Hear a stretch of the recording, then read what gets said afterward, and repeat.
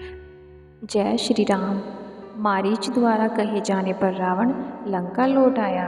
तभी सुपर्णखा उसके पास आ पहुंची। रावण उस समय अपने मंत्रियों से घिरा हुआ था। स्वर्ण सिंहासन पर बैठा रावण वैसे ही शोभायमान लग रहा था जैसे सोने की ईंटों से बना यज्ञवेदी में घी से प्रज्वलित अग्नि। रावण ने देवता गंधर्व सभी को जीत लिया था।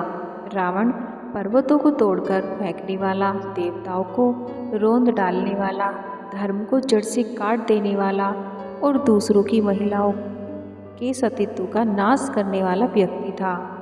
रावण समुद्रों और पर्वतों पर विजय प्राप्त करने वाला था। रावण ने नागराज वासुकी को परास्त किया, तक्षक की प्रिय पत्नी का हरण किया और कुबेर पर विजय प्राप्त की। इंद्र आदि सभी देवता उससे भयभीत रहते थे। रावण ने 10,000 वर्षों तक घोर तपस्या करके ब्रह्मा जी को अपने मस्तकों की बलि देकर यश प्राप्त किया। सुपर्णखा अपने साथ हुए तिरस्कार से अत्यंत दुखी हो रही थी। वह रावण के पास आकर क्रोध से बोली, धिक्कार है तुम्हारे पराक्रम पर और इन मंत्रियों पर। तुम अपनी विलासिता में ऐसे डूबे हुए हो, तुम्हें कुछ नहीं पता कि तुम्हारे राज्य में क्या हो रहा है।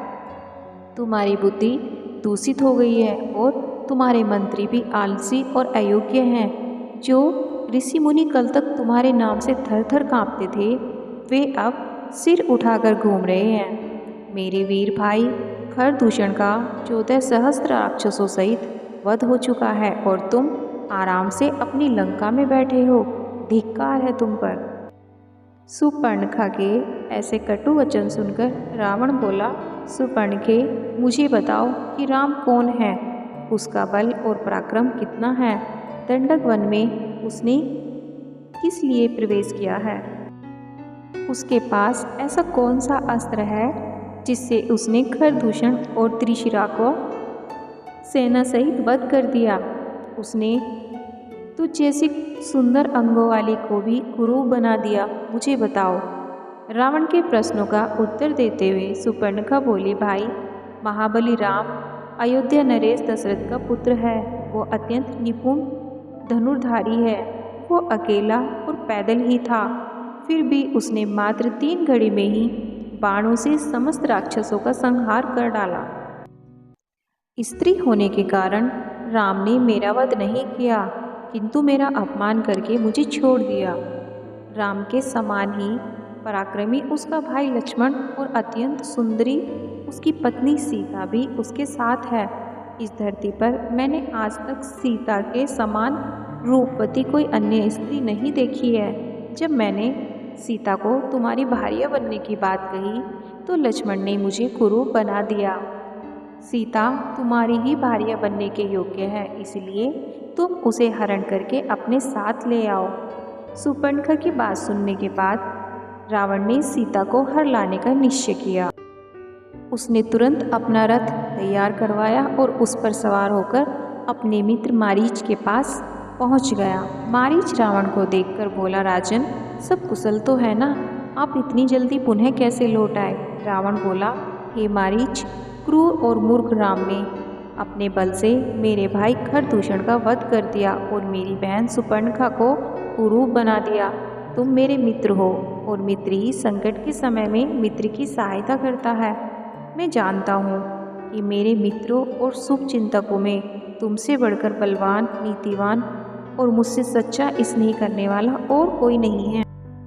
अतः हे मारीच, मैं चाहता हूँ कि तुम रजत बिंदुओं वाला स्वर्ण मृग बनकर राम के आश्रम के सामने जाओ।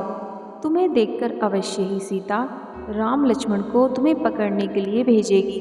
उन दोनों के चले जाने पर मैं अकेली सीता का अपहरण करके ले जाऊंगा। सीता के वियोग में राम असहाय हो जाएगा और उसे मार डालना मेरे लिए कठिन नहीं होगा। रावण के वचन सुनकर मारीच बोला, हे लंकापति, जैसे कि मैं पहले भी कह चुका हूँ कि ऐसा करना तुम्हारे लिए उचित नहीं होगा। यह कार्य तुम्हारे जीवन के लिए काल बन जाएगा। आश्चर्य की बात तो यह है कि वेद शास्त्रों के ज्ञाता होते हुए भी तुम पर स्त्री हरण जैसे भयंकर पाप करने जा रहे हो। तुम्हें ज्ञात होना चाहिए कि तुम राम के क्रोध से बच नहीं सकोगे। मारीच की इस तरह बात सुनकर रावण क्रोध में बोला, मारीच, मैं तुझे अपना मित्र समझकर तेरे पास आया हूँ, तेरी इस तरह की बात सुनने के लिए नहीं। तेरी कायरतापूर्ण बातों को सुनकर मैं अपना विचार नहीं बदल सकता।